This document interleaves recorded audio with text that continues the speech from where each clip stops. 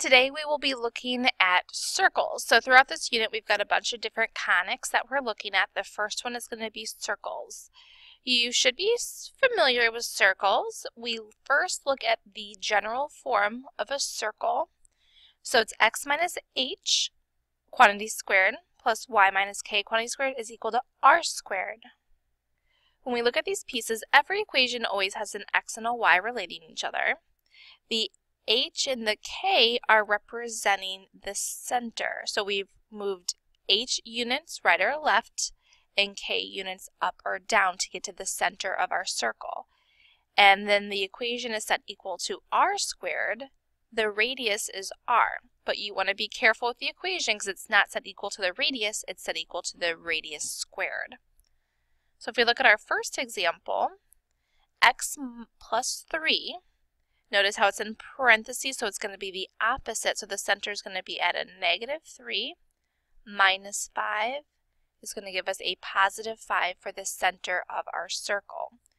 The radius, r9, is r squared. So if r squared is equal to 9, we have to take the square root to find that the radius is going to be 3. Now, technically, the square root of r squared, when we solve, is positive or negative 3, but because this is representing the radius of our circle, we can't have a negative radius. We can't move in negative direction. So we have negative 3, 5 as the center of our circle. The radius is 3. Now we know that the radius is the distance from the center to the outside of the circle, and all radii are going to be equal to 3. What we're going to do to draw this shape is go right, up, left, and down. We're not going to go diagonally, because if I look at my grid, if I go diagonally 3, that's not actually 3, because diagonal lines are not the same as vertical and horizontal. We talked about that when we did right triangles on the coordinate grid. You could only count left, right, up, and down. If it was a diagonal distance, you had to use Pythagorean theorem.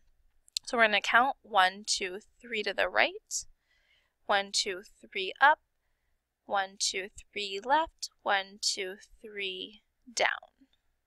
So then we connect our points, hopefully a little bit better than that. Let's try that again.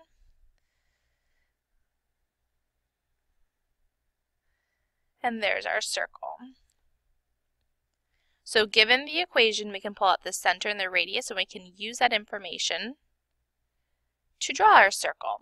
Now, what if I give you this circle, and I'm asking you to write the equation?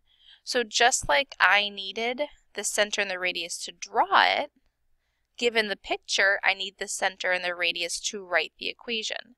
So the center of my circle right here is at a negative 4, 5. I look at the radius, so I count 1, 2, 3, 4. If you want to double check, it should be 1, 2, 3, 4, 1, 2, 3, 4, 1, 2, 3, 4 in all directions, because we know that all radii are the same. So our center is at negative 4, 5, and our radius is at 4. We think about that general form of a circle, and we plug in what we know. Remember, the center is representing that HK. So it's x minus a negative 4, y minus the k, which is 5, is equal to the radius squared. Since our radius is 4, it's at equal to 4 squared. We want to be careful in that first section. It's minus a negative. We need to make sure that we simplify that, giving us x plus 4 quantity squared plus y minus 5 quantity squared is equal to 16. So there's the equation of our circle. Notice, just like before, it's the opposite. So since my h was negative 4, it's a positive 4 in the equation. Since my k was a positive 5, it shows up as a minus 5 in my equation. Because it's in parentheses, it's always going to show as the opposite of the direction you're moving. All right, the last one, and the most difficult thing about a circle, is going from standard form to graphing form. So we have to use that completing the square process to get our circle in a form that we can graph it. When I look at this, I don't know where my center is. I don't know what my radius is. I need my equation to look like this so that I can get my center and my radius to graph. When we look at our equation, we are going to be completing the square 2 times. One for the x's and one for the y's. So I need to rearrange my pieces first. I see my x squared and I see my x. I'm going to group those two together, x squared plus 2x, and I'm going to complete the square, so I'm going to make a little spot for that right there. Then I look for my y's. I've got y squared minus 8y.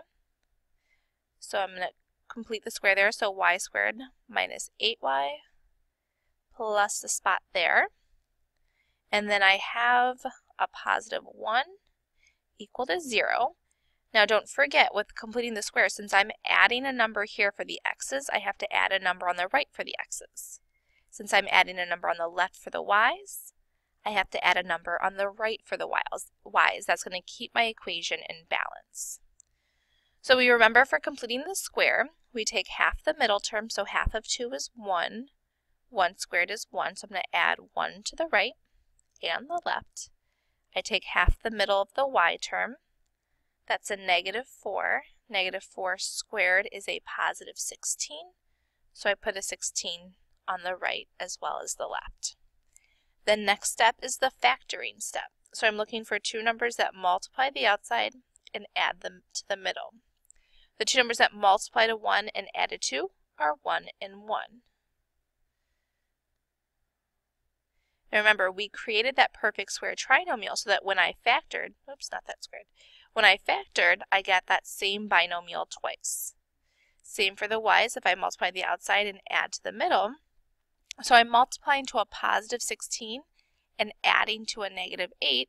So that number that's going to multiply to the outside and add to the middle is a negative 4 and a negative 4. And then we have that plus 1.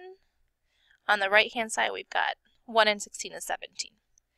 So creating those perfect square trinomials allows me to rewrite that same binomial twice as that binomial squared. The y is the binomial squared. Let's move that 1 over, and that gives us 16. So see how we went from standard form to graphing form? Now that I have my equation in graphing form, I can pull out my center. That's going to give me a negative 1 for the h. That's going to give me a positive 4 for my k, so my center's at a negative 1, 4. This is my r squared. We square root, giving us a radius of 4. Okay, again, that last problem is the hardest problem.